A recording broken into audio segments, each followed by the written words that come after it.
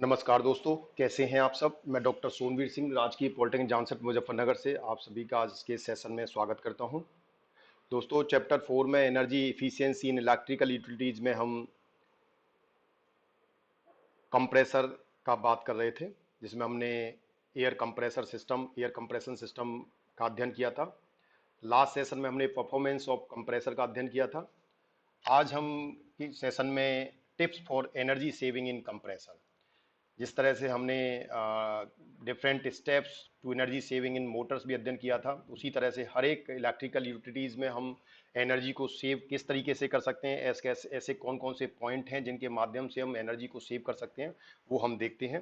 तो आज हम देखेंगे steps for energy saving in compressor में हम एनर्जी को सेव कैसे कर सकते हैं। Ensure air intake to compressor is not warm and humid by locating compressor in well ventilation area or by drawing cold air from outside. Every 4 degrees Celsius rise in air inlet temperature will increase power consumption by 1%। यानी कि हमें यह ध्यान रखना है कि जो भी हमारा एयर कंप्रेसर सिस्टम है, उस एयर कंप्रेसर सिस्टम में जो इनलेट पे जो भी एयर जा रही है, वो एयर ज़्यादा गर्म नहीं होनी चाहिए, ठीक है, एंड ह्यूमिड भी नहीं होनी चाहिए, यानी उसमें ज्यादातर मॉइस्चर नहीं होना चाहिए, ह्यूमिड की मात्रा ज्यादा नहीं होनी चाहिए, ठीक है।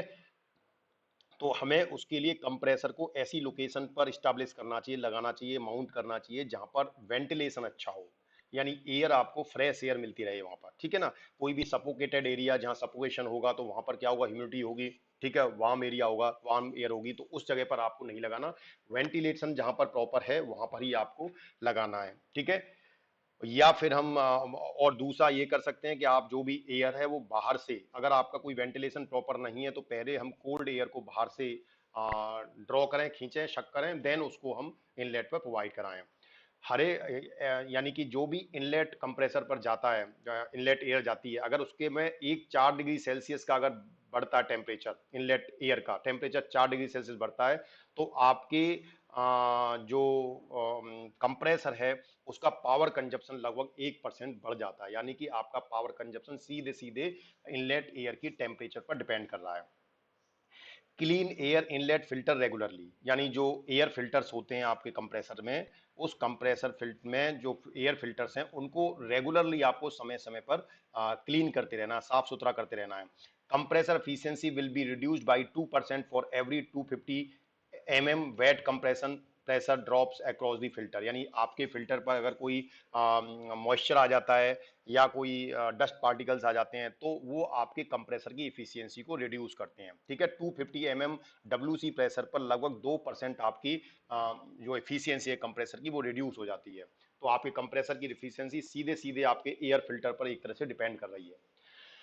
Keep compressor valve in good conditions by removing and inspecting once every 6 months, यानी कंप्रेसर के जो वॉल्व हैं उनको आपको अच्छी कंडीशंस में रखना है, उनको हर एक 6 महीने पर आपको उसे इंस्पेक्ट करते रहना है, उसकी जांच करते रहना है कि उसमें कोई प्रॉब्लम तो नहीं आ रही है। Worn out valves can reduce compressor efficiency by a much as 50%, ठीक है। यानी अगर आपका जो वाल्व है अगर वो प्रॉपर नहीं है, ठीक है, तो इसकी वजह से भी आपके कंप्रेसर की इफिशियंसी रिड्यूस होती है और ये लगभग आपकी 50% तक जा सकती है। Next is install manometers across the filters and monitors the pressure drops as a guide to replacement of element। यानी फिल्टर्स के पास में अगर आप मैनोमीटर्स लगा देते हैं तो उसके माध्यम से आप फिल्टर पर आने वाली जो भी प्रेशर ड्रॉप्स हैं उन प्रेशर ड्रॉप्स को मॉनिटर कर पाएंगे, ठीक है। और उसके माध्यम से आपको ये पता लग पाएगा कि क्या आपके फिल्टर को रिप्लेस करने की आवश्यकता है, ठीक है, या नहीं है, या उनको केवल मेंटेन या क्लीन करने से काम चल जाएगा, तो वो आप मैनोमीटर के माध्यम से पता कर सकते हैं।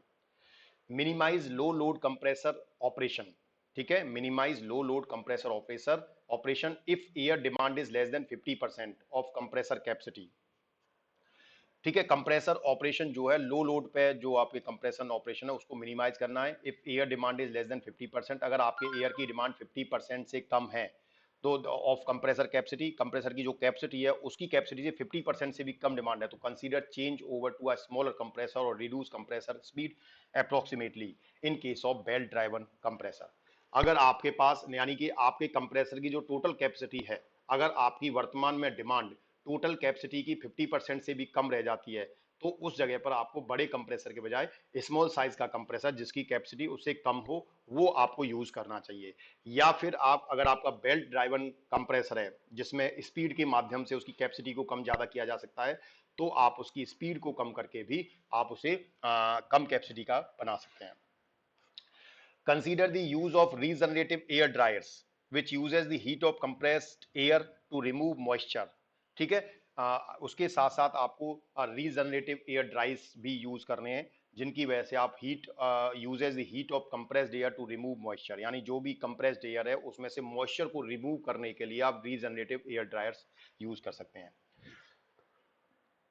Fold intercoolers reduce compressor efficiency and cause more water condensation in air receivers and distribution lines, resulting in increased corrosions.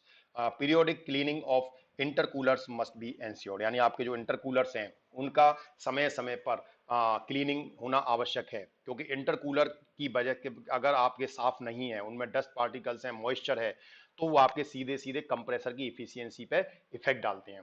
ठीक है, और and cause more water condensation in air receiver, जो एयर रिसीवर है उनमें ज्यादा पानी कंडेंसेशन होता है और आपके वहां पर जो मॉइस्चर है वो इकट्ठा हो जाता है, जिसकी वजह से आपके जो इनके जो कोरोजन है, जो जंग लगना और उस तरह की समस्याएं आना स्टार्ट हो जाती हैं। Compressor free air delivery test must be done periodically to check the present operating capacity against its design capacity and corrective step must be taken if required. यानी compressor free air delivery test FAD, जो आपका free air delivery test, यानी कि हमने कहा ना actual जो आपकी कैपेसिटी है उसे हम बोलते हैं फ्री एयर डिलीवरी टेस्ट। तो कंप्रेसर की एफएडी टेस्ट आपका समय समय पर आपको करते रहना चाहिए, और अगर आपके कंप्रेसर की जो कैपेसिटी है वो उसकी जो डिजाइन कैपेसिटी है उससे अगर बहुत ज्यादा कम हो जाती है, तो आपको उसमें जो भी रिक्वायर्ड स्टेप्स हैं उसके मेंटेनेंस के लिए, उसमें कोई भी पार्ट्स के रिप्लेसमेंट के लिए वो आपको लेने चाहिए। तो समय समय पर आपको उसको एफईडी टेस्ट करते रहना है। If more than one compressor is feeding to a common header, compressor must be operated in such a way that only one small compressor should handle the load variations, whereas other compressor will operate at full load. यानी कि अगर आप एक ही head पर एक से ज्यादा compressors को यूज कर रहे हैं, यानी एक से ज्यादा कंप्रेसर आप यूज कर रहे हैं for feeding a compressed air at a single head, ठीक है, एक ही हेड पर एक से ज्यादा कंप्रेसर आप यूज कर रहे हैं, तो कंप्रेसर्स मस्ट बी ऑपरेट। तो आपको जो नंबर ऑफ कंप्रेसर्स हैं वो इस तरीके से ऑपरेट करने हैं कि अगर आपका कम लोड है तो स्मॉल कंप्रेसर का काम करे, अगर आपका फुल लोड है तो बाकी दूसरे जो कंप्रेसर हैं वो भी आपके काम करें। ठीक है, तो उसके अकॉर्डिंगली आपको अपने कंप्रेसर को ऑन या ऑफ करना है। अगर एक से ज्यादा कंप्रेसर हैं एक ही हेड पर, तो आपको अकॉर्डिंग टू द लोड आपको उनको यूज करना है। The possibility of heat recovery from hot compressed air to generate hot air or water for process applications must be economically analyzed in case of large compressor. अगर बड़े compressor हैं तो possibility of heat recovery from hot compressed air, hot compressed air अगर आपके पास जो compressed air आ रही है, क्योंकि जो बड़े साइज के कंप्रेसर होते हैं, ठीक है, तो उनमें से जो एयर कंप्रेस्ड होकर एयर आती है वो काफी हॉट होती है, ठीक है, तो उसमें से the possibility of heat recovery, तो उसमें से किसी तरह से हम उस हीट एयर में से जो हॉट एयर है उस हॉट एयर में से हीट को हम सेपरेट कर लें, ठीक है, और वाटर फॉर प्रोसेस एप्लीकेशन, तो उसमें उन उस हीट को जो कंप्रेस्ड एयर में है उसे हम किसी और एप्लीकेशन में यूज कर सकते हैं, ये इकोनॉमिकली हमारे लिए काफी यूजफुल रहता है। तो लार्ज जो कंप्रेसर्स होते हैं उनमें से हमें इस तरह की व्यवस्था की जा सकती है। Consideration should be given to two-stage or multi-stage compressor as it consume less power for the same air output than a single-stage compressor. ठीक है, यानी कि अगर हमें सिंगल स्टेज की बजाय टू स्टेज कंप्रेसर अगर हम यूज करें तो उसमें हमें ये कम पावर कंज्यूम करता है for the same air output. यानी अगर आपको कोई एक एयर आउटपुट चाहिए, कितने प्रेशर का आपका एयर का आउटपुट है, उतने एयर प्रेशर के एयर आउटपुट के लिए अगर सिंगल स्टेज कंप्रेसर का आप यूज करते हैं तो वो ज्यादा एनर्जी कंज्यूम करता है as compared to two stage compressor. Two stage यानी कि जो आपका आउटपुट है, एयर आउटपुट है, उसे आप एक स्टेज में न करने के बजाय दो कंप्रेसर यूज करके दो स्टेज में कर रहे हैं, तो उसमें एनर्जी का कंजप्शन कम होता है। If pressure requirement for processes are widely different, example 3 bar to 7 bar, it is advisable to have to separate compressed air system। यानी अगर आपके प्रेशर की रिक्वायरमेंट काफी डिफरेंट है, यानी 3 बार से लेके 7 बार तक हैं, तो इसके लिए ये सलाह दी जाती है कि आप सेपरेट कंप्रेस सिस्टम यूज करें, यानी एक ही सिस्टम को वेरिएबल कम प्रेशर के लिए यूज करने के बजाय आप सेपरेट सेपरेट को, अगर वेरिएशन बहुत ज्यादा है, अगर मुझे 3 बार का प्रेशर चाहिए तो और मैं 4 बार का प्रेशर का या 2.5 बार प्रेशर का हम कंप्रेसर यूज कर सकते हैं। लेकिन अगर मेरे पास 7 बार का कंप्रेसर है और मुझे 3 बार चाहिए तो मैं 7 बार के कंप्रेसर से 3 बार का प्रेशर लेने की कोशिश करूंगा, तो वो ज्यादा एनर्जी कंज्यूम करेगा। तो बेटर ये है कि उसके लिए सेपरेट कंप्रेसर यूज किया जाए। Reduce compressor delivery pressure where wherever possible to save energy. ठीक है, यानी रिड्यूस कंप्रेसर डिलीवरी प्रेशर, जो कंप्रेसर जो भी प्रेशर आपको डिलीवर कर रहा है उसको रिड्यूस करें wherever possible to save energy. अगर एनर्जी को सेव करने की आवश्यकता है तो आप उस प्रेशर को रिड्यूस कर सकते हैं। Provide extra air receivers at point of high cyclic air demand which permits operation without extra compressor capacity। यानी कि अगर हम एयर रिसीवर्स जहां पर हैं वहां पर अगर हम एक्स्ट्रा एयर रिसीवर्स लगा दें हाई साइक्लिक एयर पर, ठीक है, जहां पर भी, तो वहां पर हम कंप्रेसर की कैपेसिटी की रिक्वायरमेंट को मतलब बढ़ाए बिना हम अपना काम उससे पूरा करा सकते हैं, ऑपरेट करा सकते हैं। ठीक है, यानी कि अगर हमें कंप्रेसर की कैपेसिटी को बढ़ाए बिना अगर हमें उसकी एक तरह से आउटपुट को बढ़ाना है, कैपेसिटी को बढ़ाना है, तो हम एक्स्ट्रा एयर रिसीवर्स लगाकर हम ये काम कर सकते हैं। Retrofit with variable speed drive in big compressor say over 100 kilowatt to eliminate the unloaded running conditions altogether। तो retrofit with variable speed drives, ठीक है, यानी कि ऐसे कंप्रेसर जो बड़े कंप्रेसर होते हैं जिनमें आपके पास कैपेसिटी को चेंज करने के लिए वेरिएबल स्पीड का फंक्शन होता है। अगर आपका बेल्ट ड्राइवन है और उसके माध्यम से आप स्पीड को वेरी कर सकते हैं, ठीक है, तो वो आपको से over 100 kilowatt to eliminate the unloaded running conditions all together. तो अगर आप उसको अनलोडेड कंडीशंस को भी उससे कंट्रोल कर सकते हैं। एक तरह से बेल्ट ड्राइवन है, आपका वेरिएबल स्पीड ड्राइवन है, तो आप ही उसकी कैपेसिटी को थ्रू दी स्पीड आप उसमें कम या ज्यादा कर सकते हैं।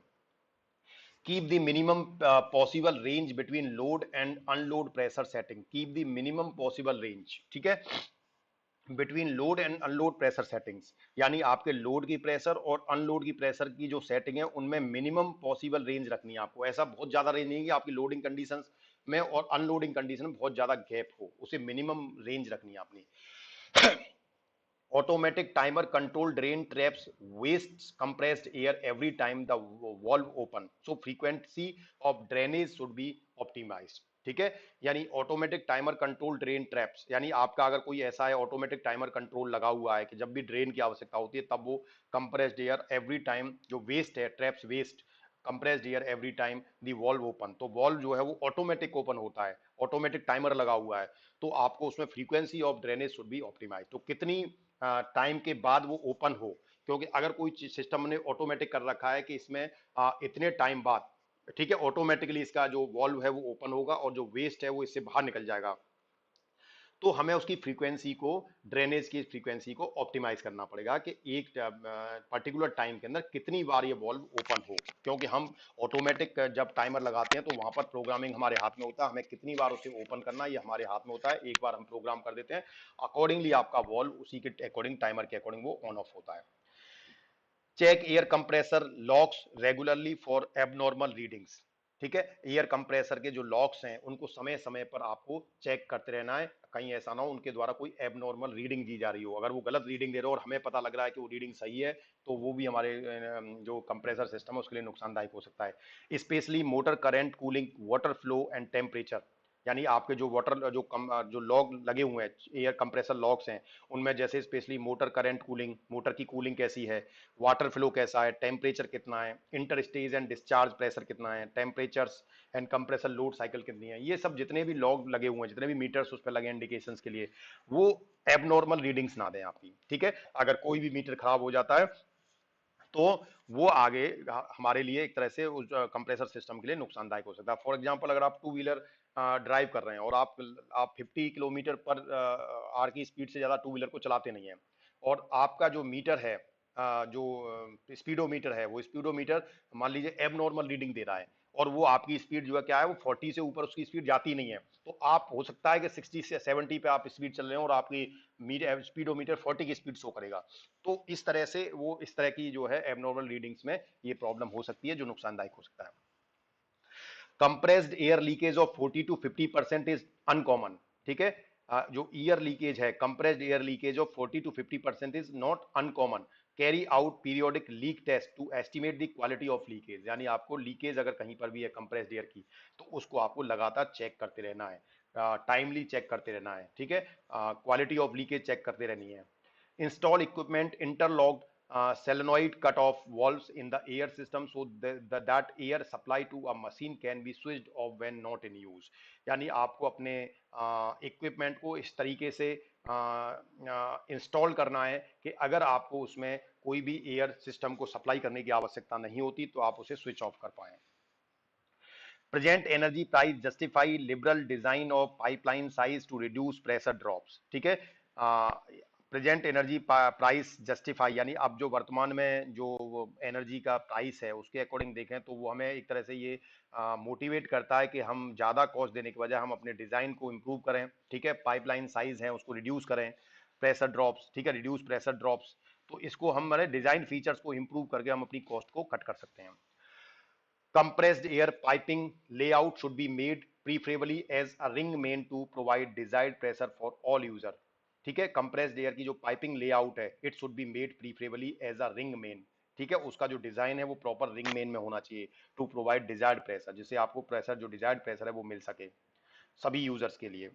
A smaller dedicated compressor can be installed at load point located for off from the central compressor house instead of supplying air through lengthy pipe। यानी कि हमें लेंदी पाइप यूज करने के बजाय जो भी हमारा कंप्रेसर है, dedicated compressor can be installed at a load point.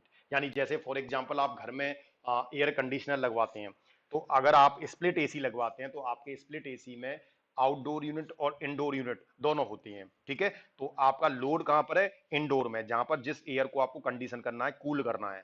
और अगर आप अपनी स्प्लिट जो आपकी आउटडोर यूनिट है उसको अगर बहुत ज्यादा डिस्टेंस पे लग देते हैं, लॉन्ग पाइप लगा देते हैं, तो आपकी कूलिंग कैपेसिटी जो है वो कम हो जाती है, ठीक है। तो कोशिश ये रहे कि आपकी आउटडोर यूनिट इंडोर के जितना नजदीक हो सके उतना नजदीक उसको लगाएं, ठीक है। तो यहां पर भी कहने का मतलब वही है कि आपका जो लोड के नजदीक में ही आपका कंप्रेसर होना चाहिए। Fine. Then all pneumatic equipment should be properly lubricated, which will reduce friction, prevent wear of seals and other rubber parts, thus preventing energy wastage due to excessive air consumptions or leakage।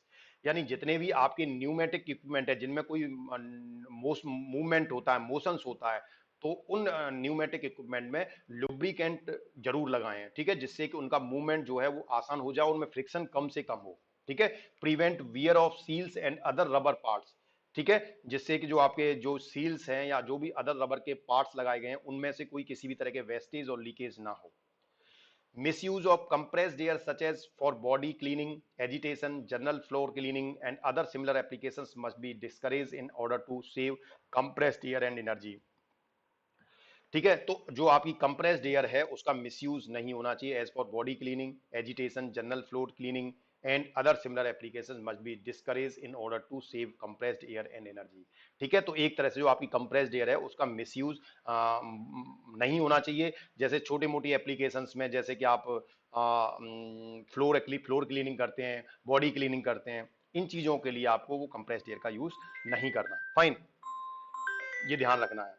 Then उसके बाद आपका जो है pneumatic equipment should not be operated above the recommended operating pressure, as this not only waste energy but can also lead to excessive wear of equipment component with lead to further energy wastage। यानी जितने भी pneumatic equipment हैं उनको जब operate करें तो उनकी जो एवब जो रिकमेंडेड ऑपरेटिंग प्रेशर है उससे ऊपर पे प्रेशर पे उनको ऑपरेट ना करें, ठीक है। as this not only wastes energy but can also be lead to excessive wear of equipments components। क्योंकि इससे केवल एनर्जी का ही लॉस नहीं होगा, इसके साथ साथ जो भी कंपोनेंट्स हैं आपके, वो जो उन पर जो एक्स्ट्रा प्रेशर पड़ेगा उसकी वजह से उनकी लाइफ को भी खतरा है, उनमें भी वैसे एक तरह से डैमेज होने का चांस रहेगा। तो हमें ये ध्यान रखना है कि जितने भी न्यूमेटिक इक्विपमेंट हैं वो जितने प्रेशर पे ऑपरेट करने के लिए डिजाइन है उतने ही प्रेशर पे वो ऑपरेट हों। Pneumatic transport can be replaced by mechanical system as the former consumed about 8 times more energy। Highest possibility of energy saving is by reducing compressed air use. तो pneumatic transport, जो आपके pneumatic transport है, can be replace by mechanical system. ठीक है, pneumatic transport है वो mechanical system से mechanical system replace किए जा सकते हैं। As the former consumed about 8 times more energy, highest possibility of energy saving is by reducing compressed air use. तो ज्यादातर अगर हमें एनर्जी को सेव करना है तो हमें कंप्रेस्ड एयर का जो यूज है वो मिनिमम से मिनिमम रखना होगा। Pneumatic tools such as drill and grinders consumes about 20 times more energy. जो न्यूमेटिक टूल्स हैं जैसे ड्रिलिंग है, ग्राइंडिंग है, ठीक है, ये लगभग 20 गुनी एनर्जी ज्यादा खाते हैं than motor driven tools, motor driven की अपेक्षा। Hence they have to be used efficiently. इसीलिए हमें न्यूमेटिक टूल्स का use according to the requirement करना चाहिए, उसकी जगह पर हमें मोटर ड्राइवन टूल्स का यूज करना चाहिए। मोटर ड्राइवन टूल्स कम एनर्जी खाते हैं जबकि न्यूमेटिक टूल्स 20 गुना एनर्जी ज्यादा खाते हैं उसमें। Where possible, welding is a good practice and should be preferred over threaded connections. तो where possible welding is a good practice and should be preferred over threaded connections. तो threaded connections में अगर welding की आवश्यकता है तो वो welding को प्रीफर करें, ठीक है, और तो वो ज़्यादा अच्छा रहेगा। On account of high pressure drop ball और प्लग और gate valve are preferably over globe valve in compressed air lines.